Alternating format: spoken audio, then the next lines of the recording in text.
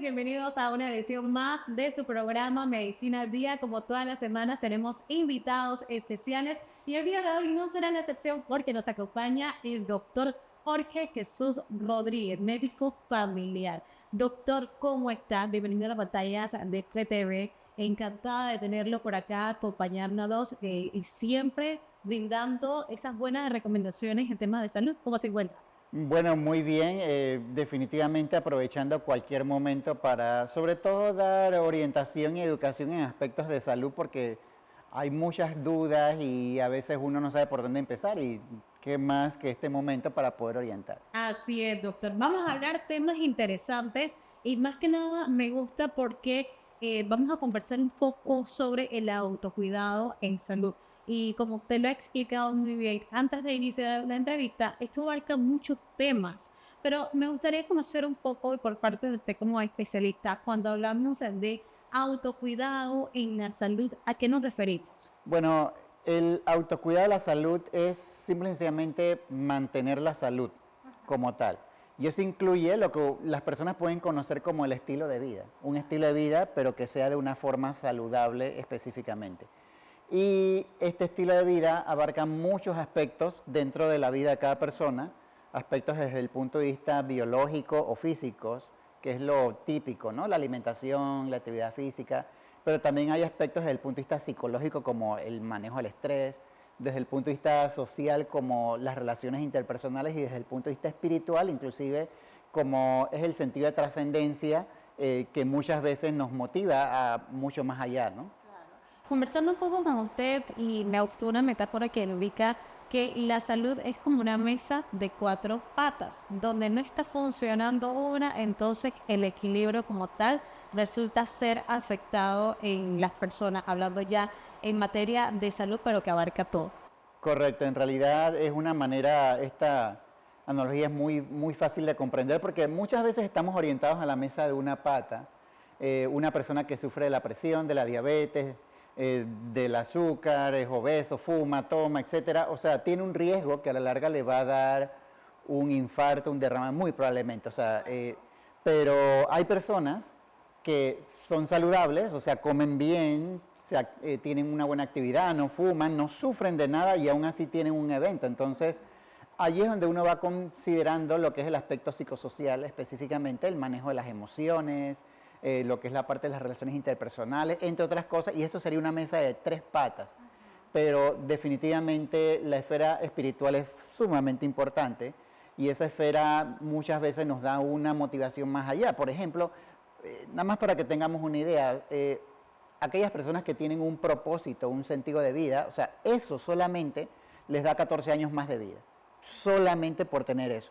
Entonces, vemos que es algo que uno no puede menospreciar y que definitivamente va a tener un impacto, porque, por ejemplo, si yo soy una persona que hace actividad física y ultra deportista elite, como va a ocurrir con eventos deportivos de alta envergadura, eso te da máximo 10 años. Entonces vemos que en realidad hay una diferencia muy grande. Aspectos como la felicidad o el sufrimiento. Si yo decido ser feliz, que es algo, que es una decisión, eso a la larga me da 10 años más de vida. Entonces hay que verlo de una forma mucho más global, como me gusta decir. Debemos aprender a mirar el bosque y dejar de solo prestar atención a la hojita. Porque a veces estamos tan embelesados con la hoja que nos perdemos toda la perspectiva de las cosas que están ocurriendo. Esto suele pasar mucho, doctor, y me gusta cómo usted lo plantea. En el caso de personas que padecen de alguna enfermedad, pasan por alguna una situación que pone en riesgo, ¿no?, su salud. Pero muchos dirán, ah, bueno, es que padecía de alguna enfermedad, sufría de alguna enfermedad crónica. Pero también está del otro lado personas que son deportistas, personas que mantienen una buena alimentación, que hacen actividad física y también le ocurre este tipo de situaciones y muchos se preguntarán el por qué.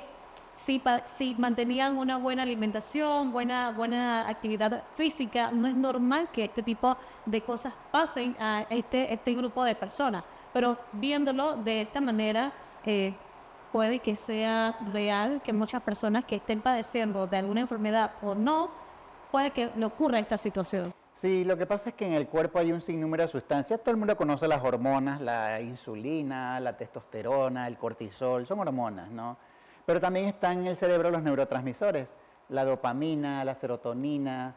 A nivel de nuestras defensas están los anticuerpos, la propia microbiota del intestino y el manejo de las emociones, que también tienen mucho que ver con los pensamientos, entre otras cosas. Entonces todo eso es una mezcolanza que va interactuando.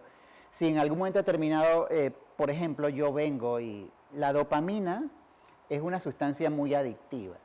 ¿Qué cosas producen dopamina? O sea, el uso del teléfono celular o los dispositivos electrónicos o la televisión. Entonces las personas se quedan muchas veces enganchados en eso, pero eso te da un placer y una sensación de felicidad pasajera. Pero hay manera natural y saludable de adquirir esto. Por ejemplo, salir a caminar en un lugar donde hay área verde o de repente recibir los rayos del sol tempranito, a eso de las 8 de la mañana. Es una manera más saludable para poder entonces tener la misma tipo de respuesta, y eso es lo que tenemos que ir tratando de buscar, ¿no? Porque a la larga este tipo de sustancias nos van a hacer sentir ya sea bien o ya sea mal. ¿Qué usted le podría decir a aquellas personas, doctor, que desconocen? Y bueno, es por esto que es importante este tipo de espacios para dar a conocer ciertos tips en materia de salud. Pero en este caso, que desconocen cómo mantener un autocuidado, ya hablando ya en términos de salud. Usted muy bien lo mencionaba al principio, enfocarse en actividades, pero y también en una meta de vida, pero también mencionaba, bueno, no solamente fijarse en una hoja, sino todo lo que contempla un bosque. Correcto, en realidad uno puede empezar con lo básico, la alimentación saludable. Es algo que todo el mundo, ay sí, yo tengo que comer sano, ok, bien. Pero si yo tuviese que decir una sola recomendación de todo, porque ahí hay un intermitente, las porciones de los alimentos, la calidad de alimento, el tipo de alimento, o sea, hay un sinnúmero de cosas, yo diría, ok, desayuna siempre como rey, con colores. ¿Qué significa eso? Yo tengo que darle color a la comida. ¿Qué le da color? Frutas, verduras, vegetales. Es más, un plato que no tenga color, a la larga está desequilibrado nutricionalmente. Y el color no es que hay el ketchup, la mayonesa, no. O sea, es frutas, verduras y vegetales. Y el desayuno siempre, ¿por qué? Porque es el momento más importante de la vida, del inicio de la vida, del día. Porque yo vengo de un periodo en donde no he ingerido nada y obviamente la energía se ha ido acabando y yo voy a empezar el día. Entonces, siempre tengo que empezar con el desayuno como un rey, de una forma muy, unas buenas porciones. Luego vendría lo que es el almuerzo como príncipe y cenar como mendigo. O sea, debería de ser de esa manera. Pero el desayuno es lo más importante. Si yo me salto el desayuno, tiendo a engordarme, porque se sube el cortisol, se suben otras hormonas como la grelina, que me dan más ganas de comer, etcétera. Y eso a la larga me da más riesgos de infartos y de derrames. Entonces, una sola recomendación: desayunar siempre, todos los días. Eso ya me está ayudando a prevenir problemas neurocardiovasculares. Hay personas que realizan algún tipo de ayuno, ejemplo, uno de ellos, y que también es conocido y se ha visto a través de redes sociales, el ayuno intermitente. ¿Qué tanto esto beneficia al cuerpo humano, tomando en cuenta lo que usted acaba de mencionar, de una buena alimentación, principalmente en el desayuno, que debe ser colorido? Sí, claro. Bueno, el ayuno intermitente es un tipo de... Hay diferencias. Hay una forma donde yo me salto una comida porque no tengo plata y ni modo o no tengo tiempo y me la salté. Eso es algo irregular. El cuerpo dice, oye, ¿qué está ocurriendo aquí? ¿Sabes qué? Todo lo que coma, transfórmalo en grasa porque no sabemos qué va a ocurrir posteriormente. Entonces produce lo que uno llama lipotoxicidad en sí. Igual ocurre en aquellas personas que, bueno, hoy voy a comer bien, mañana no. Como no es constante, el cuerpo lo asimila de esa manera, un estado de alerta. Pero el ayuno intermitente tiene algo. Siempre va a ser lo mismo todos los días, entonces el cuerpo como que se va acostumbrando y de esa manera entonces el cuerpo tiende inclusive a comer un poco más sano, él solito lo pide, alimentos mucho más saludables. La persona tiende a comer un poco menos, generalmente puede bajar de unas 200 a 600 calorías como tal en la comida en sí, pero tenemos que recordar de que hay una hora específica, que es las 8 de la noche. Después de las 8 de la noche, todo lo que uno ingiera se va a convertir en grasa. Por eso es que las personas que tienden a comer en la noche tienden a aumentar de peso. Es más que todo por eso. Entonces, ¿qué significa eso? Bueno, si dijeron que tengo que desayunar como rey y cenar como mendigo, entonces si yo me voy a saltar alguna comida, tendría que ser la última en esta parte. Y ya después de las 8 de la noche no puedo ingerir nada. Entonces sería cosas como, por ejemplo, el agua o un té o de repente jugos, que no van a tener tanta cantidad de calorías, pero que puede, como quien dice, engañar un poco a lo que es el estómago en esa parte.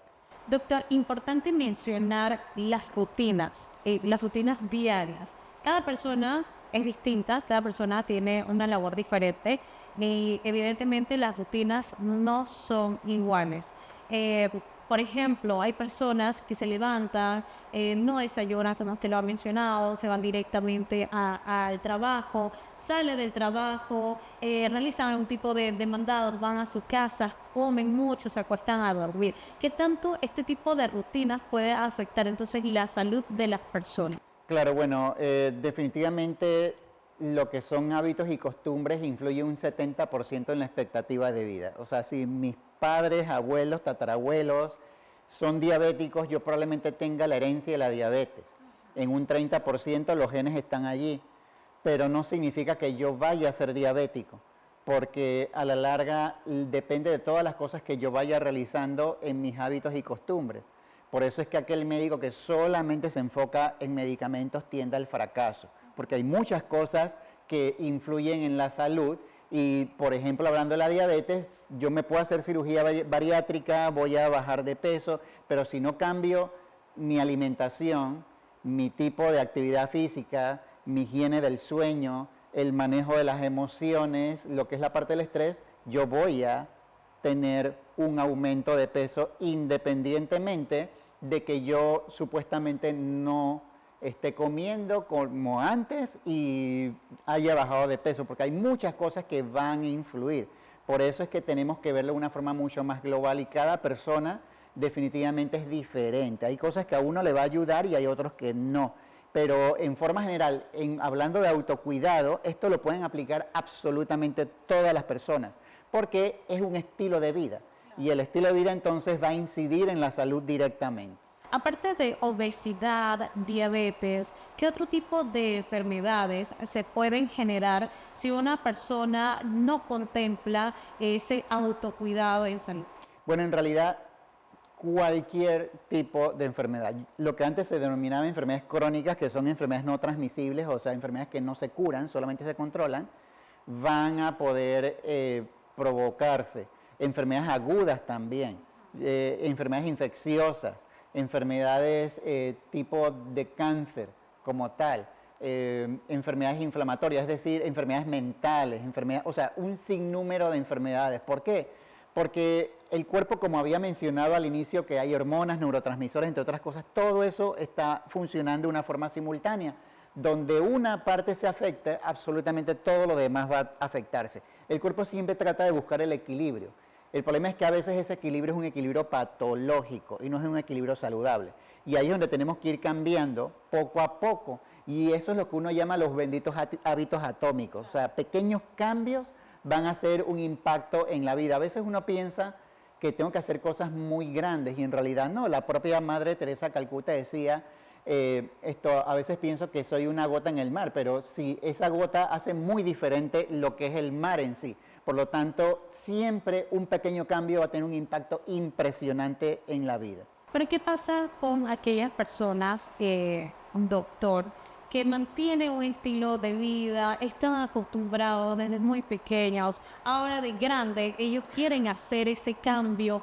¿Cuál sería ese primer paso que pueden dar? Porque evidentemente todo es un proceso, ¿no? Y tal vez le cueste más a unos que a otros. Sí, hay cosas puntuales. Por ejemplo, la actividad física en sí. Uno piensa muchas veces, ok, tengo que meterme en un gimnasio. Y obviamente eso es un costo, tiempo, etcétera. Pero hay cosas trascendentales. Yo después de comer Como decían las abuelitas, mi hijo, después que coma, usted levántese, dése una vuelta unos 5 minutos y ya, y se sienta. El problema no es el hecho de que yo hago actividad física, el problema es el sedentarismo, el reposo en sí. Cada hora que uno permanezca en reposo, uno pierde 22 minutos de vida. Entonces, eso significa que cada vez que el reloj me suena diciéndome son las 10, son las 11, son las 12, yo debo de levantarme, debo de dar una vuelta y me tengo que sentar. Es más, cuando ya uno no sabe cómo sentarse, ese es su cuerpo diciéndote, Lázaro, levántate y anda como tal. O sea, eso es lo que uno tiene que hacer. Son cosas que uno le tiene que prestar atención al cuerpo y pequeñas cosas que a la larga van a tener un impacto. Así es. Doctor, vamos a cumplir con un cambio comercial. Usted manténgase pendiente que regresamos con más de su programa Medicina al Día. Ya volvemos.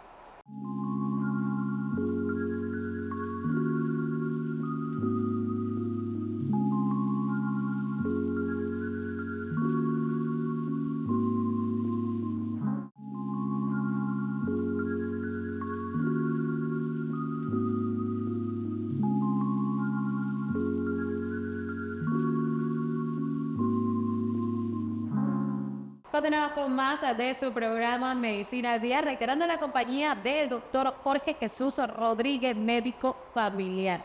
Doctor, antes de ir a un cambio comercial, hablamos diversos temas de interés sobre el autocuidado.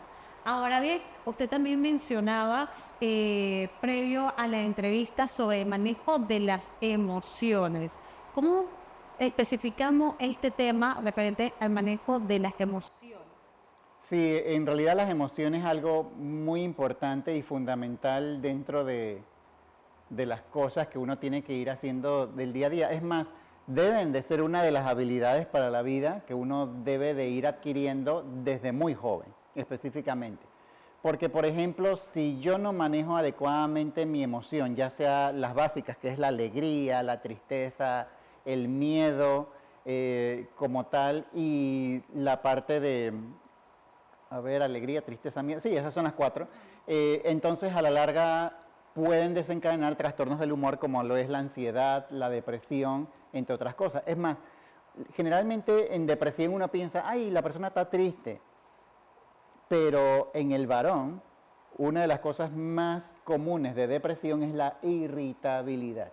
Entonces, son signos de alarma que uno tiene que ir evaluando y uno tiene que ir reconociendo. Porque, por ejemplo, si de repente yo voy para el trabajo y no me planifiqué adecuadamente y me agarró un tranque, y dentro del tranque hay 2 carros que están manejando la misma velocidad y obviamente delante no hay nadie y yo me voy sulfurando. Porque, cónchole, en vez de irse para el otro lado y uno comienza acá y la presión arterial va subiendo y la frecuencia cardíaca va subiendo y los otros 2 carros están tranquilos adelante. O sea, ¿qué es lo que tengo que hacer? Bueno, hay cosas que no dependen de mí. Por más que yo me le pegue al carro, él no va a avanzar a la velocidad que yo quiera. Entonces, yo lo acepto. Es más, escucho musicoterapia, si fuera posible, lo que es cantoterapia, es decir, el cantar es mucho mejor que escuchar música. Voy tratando de distraerme, veo lo que está ocurriendo alrededor. Es decir, tengo que tratar de hacer una distracción para evitar casualmente ese momento que me está provocando ese nivel de disconfort en sí. Porque el cerebro y el cuerpo es muy dado a tener pensamientos rumiantes. Si yo de repente pienso que, no, hombre, en verdad yo no estoy siendo muy adecuado al momento de hablar y muy elocuente, y que va, esta entrevista nada que ver. Y yo vuelvo y lo vuelvo a pensar. O sea, el cerebro ya dice, o sea, tú no sirves. De una vez. Entonces, ¿qué tengo que hacer? Distraerme. Veo un momento de repente la luz o un pajarito escuchando, o de repente me imagino algo. O sea, algo totalmente distinto para que ese pensamiento no vuelva a pasar. Y esas son herramientas que podemos tener para ir manejando este tipo de situaciones. Irritabilidad precisamente en el hombre, doctor. ¿Y qué pasa en el caso de la mujer? Bueno, para saber, ¿no? ¿Qué pasa con la mujer y para tener esos indicativos? Bueno, algo está pasando. Sí, en la mujer es mucho más emocional, el hombre es mucho más racional en cierto sentido. Por eso es que cuando la mujer dice, ay, mira, aquí me gustaría un cuadro bonito que combine. O sea, la mujer lo que quiere es que le abran un hueco en la pared, pero no lo dice. Y entonces después a los días el varón no lo ha hecho y entonces la mujer ya se va poniendo obviamente una expresión facial muy diferente, entre otras cosas, y se va poniendo bravo. ¿Y qué le pasa? Es que no le pusieron el bendito clavito como tal. Estas situaciones pasan. Exacto, entonces ese tipo de cosas, la mujer es mucho dado a lo que es la parte emotiva, entonces viene la tristeza por parte de la depresión, o viene lo que es la sensación de angustia emocional sobre todo. Entonces eso le provoca la ansiedad y le provoca la depresión en sí. El varón, debido a la testosterona, el varón es mucho más competitivo. Entonces, si de verdad quieres que te ponga el clavito, o sea, dímelo directo, necesito que ponga un clavito ahí, ya, no lo adornen, porque al adornar el varón se pierde, se perdió totalmente. Entonces, son cosas que a veces uno piensa, oye, pero eso es absurdo, pero el varón es muy distinto a la mujer en todos los aspectos, desde el punto de vista biológico, psicológico, inclusive social. El único momento en el que somos iguales es en la parte espiritual debido a lo que es la dignidad, los valores, principios, entre otras cosas, pero en todo lo demás somos diferentes. Y esa diferencia es lo que hace la complementariedad, obviamente, de ambos sexos, que es lo bonito del ser humano. En el caso de la mujer, doctor, ¿cómo sería ese manejo de las emociones? Tomando en cuenta que somos mucho más emocionales y sentimentales que los hombres. Sí, en realidad la mujer lo que tiene que tratar de hacer es, viene lo que es la parte de las técnicas de relajación. A veces uno viene y puede concentrarse en la respiración. Esta respiración muchas veces es inconsciente, pero si yo lo vuelvo consciente, ok, respiro profundamente unos 4 segundos, vuelvo y exhalo lentamente, lo hago 4 veces, aunque parezca mentira, eso va a bajar las revoluciones de la persona. Las emociones van a comenzar a aplacarse y entonces es como cuando uno va a tomar una decisión. A veces las decisiones uno no puede hacerlo en forma impulsiva. La mejor forma de tomar decisiones es vete a dar una vuelta, camina, que te dé alguito de sol muy leve. Inclusive si de repente vienes, relájate, tómate un baño tibio y cómete una comida llena de frutas. O sea, eso hace que tu cuerpo y tu cerebro tengan la mayor capacidad cognitiva para poder evaluar la solución a los problemas que estás presentando y poder tener una decisión mucho más acertada. O como dicen las personas, o sea, voy a consultarlo con la almohada y eso es así, porque va a ser mucho más efectivo. ¿Cuáles serían esas consecuencias, doctor, de un mal manejo de las emociones? Hablamos un poquito sobre estas enfermedades mentales, bueno, la ansiedad, el estrés, la depresión. ¿Serían ellas precisamente estas consecuencias? Totalmente. Por ejemplo, lo típico va a ser los trastornos del humor, ansiedad, depresión en sí, como tal. La ansiedad es que yo estoy preocupado por el futuro. La depresión, yo estoy enganchado en las cosas que están en el pasado.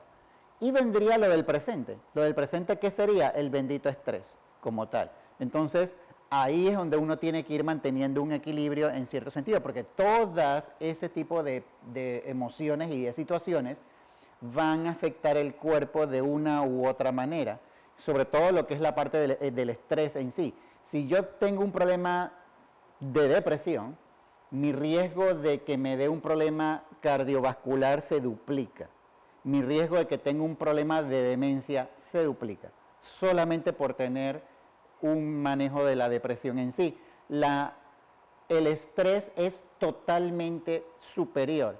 El estrés es, ok, se sube la hormona cortisol, eso provoca inflamación, te va a provocar dolor, trastornos del sueño, el corazón se aumenta, o sea, absolutamente todo se altera, entonces te puede dar cualquier tipo de enfermedad. Y si tienes una enfermedad de base y la tienes controlada, el estrés te la va a descompensar. Es más, una persona que en algún momento determinado ya supuestamente salió de la depresión, si está estresado, la serotonina baja a nivel del cerebro y eso favorece el problema de la depresión inmediatamente. Entonces, a veces uno piensa, no, yo te voy a dar antidepresivo que te va a ayudar a lo que es la serotonina, a regularla arriba, pero hay muchas otras cosas que van a influir. Por eso es que es importante el manejo del estilo de vida en una forma global, porque si yo tengo una mala higiene del sueño, Que dicho sea de paso, aquellas personas que no duermen bien son personas que generalmente tienen un problema que no han resuelto. Y por eso el cerebro está dando vuelta y no logran conciliar adecuadamente el sueño. Entonces, ese es un primer signo de que, oye, aquí está ocurriendo algo. Que si yo no le presto atención, entonces eso va a evolucionar a lo que es la parte del estrés y el estrés me va a afectar el resto del cuerpo. Esto es muy importante, dormir adecuadamente, porque bueno, hay muchas personas, como usted lo ha mencionado, que tienen algún problema que no ha sido resuelto, pero están muchas personas, por otro lado, que le encanta acostarse a la 1 de la madrugada, a las 2, a las 3 de la mañana. ¿Qué le podría recomendar a estas personas en este caso? Porque obviamente esto podría implicar un problema de salud. Sí, definitivamente en cuanto a higiene del sueño, lo importante aquí es que la cama sea solamente utilizada para dormir. No dices que, yo me voy a poner ahí con la computadora, voy a comenzar a trabajar o a revisar el celular. No, porque el cerebro entonces lo agarra como otra forma de poder trabajar y la cama solamente tiene que asociarlo a lo que es la parte del descanso. Igualmente los dispositivos electrónicos, ya sea televisión, computadora, celular, yo tengo que obviarlo 2 horas antes de la hora que me voy a acostar a dormir. Dicho sea paso, lo ideal es dormir ya a las 10 de la noche, más o menos ya ir por ahí, ir teniendo ese tipo de costumbre, ¿no? Como tal. Y más o menos levantarse a las 4 de la mañana, o sea, es un rango allí, es un rango. Obviamente lo importante es dormir de noche, eso es lo importante. Aquellas personas que no logran dormir de noche, ya sea porque tienen turnos rotativos o porque trabajan de noche o lo que sea, las defensas se le bajan.